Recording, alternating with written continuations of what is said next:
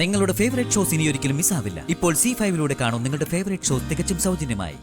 എന്റെ കുടുംബത്തെയും ഈ സമൂഹത്തെയൊക്കെ ഇത്രയ്ക്ക് പറ്റിക്കണമെങ്കിൽ അവൻ ആരായിരുന്നിരിക്കണമെന്നാ ഞാനിപ്പോ ആലോചിക്കുന്നത്. എനിക്കും അർച്ചനയ്ക്കും അവന് നേരത്തെ സംശയം ഉണ്ടായിരുന്നു. പറഞ്ഞാലും പിന്നെ അവിടെ ആരും വിശ്വസിക്കാത്ത സാഹചര്യം ആയതുകൊണ്ട് പറഞ്ഞില്ലെന്നേ ഉള്ളൂ. ഇന്നല്ലെങ്കിൽ നാളെ അവന്റെ ശരിക്കുള്ള സ്വഭാവം എല്ലാരും അറിയുമെന്ന് അറിയായിരുന്നു. അത് സ്നേഹ അവൻ വിവാഹം കഴിച്ചതിന് ശേഷം ആയിരിക്കരുതെന്ന് മാത്രമേ ഞാൻ പ്രാർത്ഥിച്ചിട്ടുള്ളൂ. ആതിരയുടെ പ്രസവവും കുഞ്ഞിനെ കാണാനുള്ള ആഗ്രഹമൊക്കെയായി സന്തോഷത്തോടെ ഇരിക്കുന്ന നിങ്ങളെ ഇനി ഞാനായിട്ട് ഓരോന്ന് പറഞ്ഞ് വിഷമിപ്പിക്കുന്നില്ല. എല്ലാവരുടെയും വലിയൊരു കാത്തിരിപ്പല്ലേ മറ്റന്നാൾ അവസാനിക്കാൻ പോകുന്നത്. ഞാനും കാത്തിരിക്കുന്നുണ്ട് എന്റെ പേരക്കുട്ടിക്ക് വേണ്ടിയിട്ട്.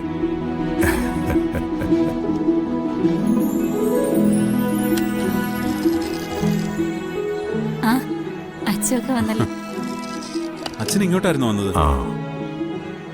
ആതിര മോളെ ഒന്ന് വന്ന് കാണണമെന്ന് വിചാരിച്ച ദിവസമൊന്നും നടന്നില്ല. അതാ ഇങ്ങോട്ടൊന്ന് വന്നിട്ട് പോകാന്ന് കരുതിയത്.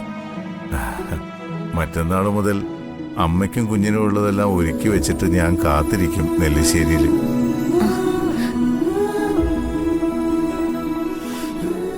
ഡെലിവറി കഴിഞ്ഞ് ഇവിടുന്ന് നേരെ അങ്ങോട്ട് തന്നെയല്ലേ വരുന്നത്.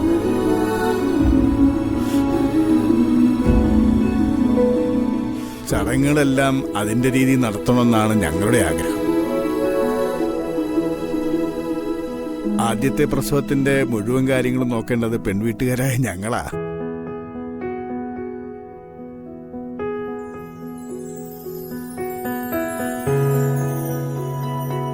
കുഞ്ഞു ജനിച്ച് 56 ദിവസം കഴിയുമ്പോൾ അമ്മയും കുഞ്ഞിനെയും ഞങ്ങളായിട്ട് തന്നെ നെല്ലിശ്ശേരി കൊണ്ടുവരും. അത് ചടങ്ങിന്റെ ഒരു ഭാഗം കൂടിയാ. അത് കഴിഞ്ഞ പിന്നെ ഞങ്ങളൊരു വിരുന്നുകാർ മാത്രമാവും. ഉള്ള ജീവിതകാലം മുഴുവൻ ഇവരവിടെ തന്നെ കാണുമല്ലോ.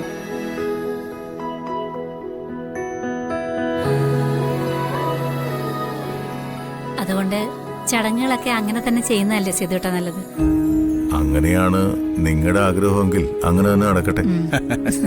ആ 56 ദിവസം എന്റെ കൊച്ചുമകനെയോ മകളെയോ ഒന്ന് കാണണമെന്ന് തോന്നുമ്പോ ഈ മുത്തശ്ശൻ അങ്ങോട്ട് വരാലോ അല്ലേ? പിന്നെന്താ, എപ്പ വേണേലും വരാം. എന്നാ ഞാൻ പോയി അനൂപിനെ കൂടി കണ്ടിട്ട് വരാം. ഏത് റൂമിലാണ് അനൂപ് ഉള്ളത്? അച്ഛൻ വരും, ഞങ്ങളും അങ്ങോട്ട് വരുന്നുണ്ട്. അമ്മ പോയിട്ട് സച്ചേട്ടാ മോനോട്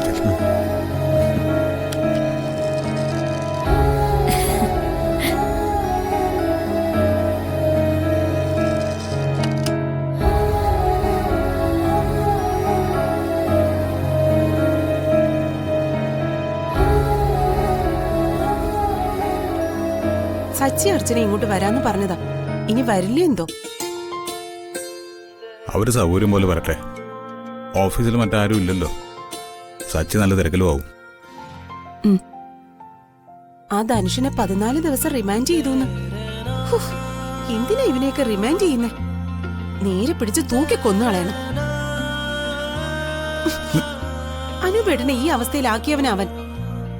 എനിക്ക് അവനെ ആ ബിജു എന്ന് പറയുന്നവനെയും നേരിട്ട് കണ്ട് ചെകിട്ടത്ത് ഓരോന്ന് പൊട്ടിക്കണമെന്നുണ്ടായിരുന്നു. അവർക്കുള്ള ശിക്ഷയൊക്കെ കോടതി കൊടുത്തോളൂ. അത്രമാത്രം ചെയ്തു കൂട്ടിയിട്ടുണ്ടല്ലോ അവര്.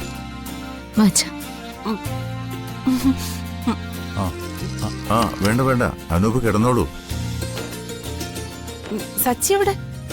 പുറത്തുണ്ട്. സച്ചേട്ടനൊരു കോള് വന്നു. ഇപ്പൊ എങ്ങനെയുണ്ട്? വേദന കുറവുണ്ട്.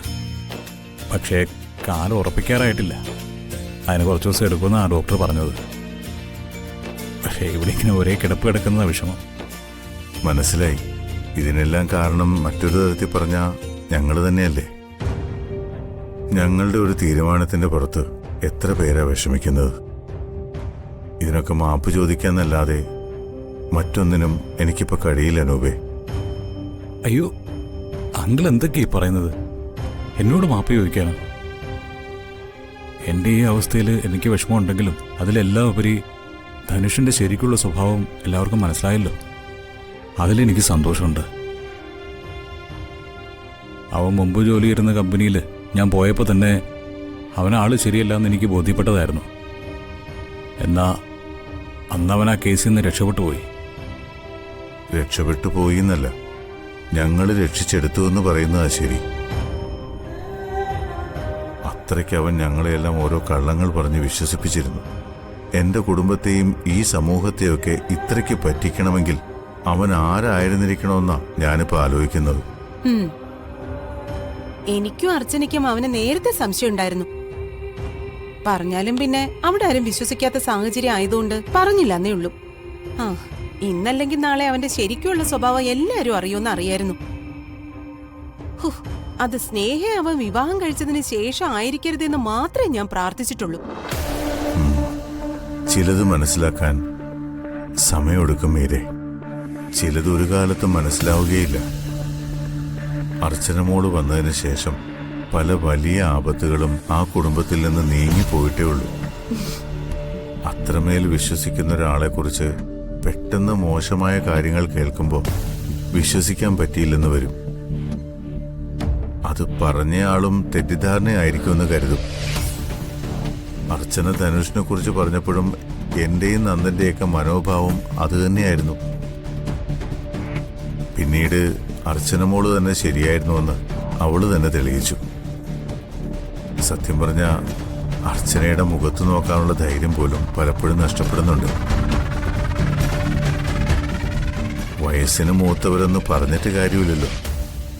വകതിരിവില്ലാതെ കുറെ കാലം ജീവിച്ചിരുന്നിട്ട് എന്താ കാര്യം?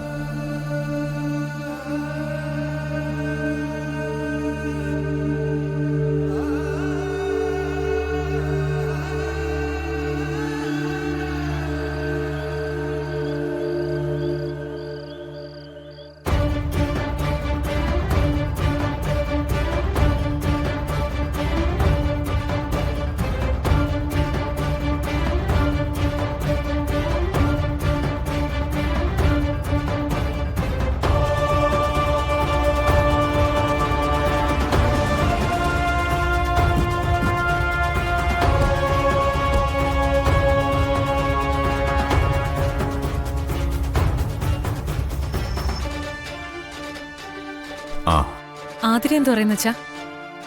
കുഴപ്പമൊന്നുമില്ല. നീ എന്താ അവളെ ചെന്നൊന്ന് കാണാത്തത്? അത് ഞാൻ മനഃപൂർവ്വമായിട്ട് പോവാത്തതാച്ചാ. എനിക്ക് അബോഷനായ ശേഷം ഇങ്ങനെയുള്ള കാഴ്ചകൾ ഞാൻ മാക്സിമം ഒഴിവാക്കും. എന്തിനാ വെറുതെ മനസ്സ് വിഷമിപ്പിക്കുന്നത്? നാളെ അല്ലെങ്കിൽ മറ്റന്നാളാ ഡോക്ടർ ഡേറ്റ് പറഞ്ഞിരിക്കുന്നത്. നാളെ അങ്ങോട്ട് പോണം. അല്ല, നാളെയാണ് അച്ഛൻ്റെ അടുത്ത ചെക്കപ്പിനുള്ള ഡേറ്റ്. ആതിര ഇങ്ങനെ ആയതുകൊണ്ട് അർച്ചനയ്ക്ക് എന്തായാലും കൂടെ വരാൻ പറ്റില്ലല്ലോ. പകരം ഞാനാ വരുന്നത്. അത് പറയാനാ അച്ഛനെ ഞാൻ കാത്തുനിന്നേ. എങ്കിൽ ചെക്കപ്പിന് പോയിട്ട് നമുക്ക് ഒരുമിച്ച് ആതിരയുടെ അടുത്തേക്ക് പോവാം. നിനക്ക് അവിടേക്ക് വരാൻ ബുദ്ധിമുട്ടാണെങ്കിൽ എന്നെ അവിടെ ഡ്രോപ്പ് ചെയ്താൽ മതി. ശരി അച്ഛാ.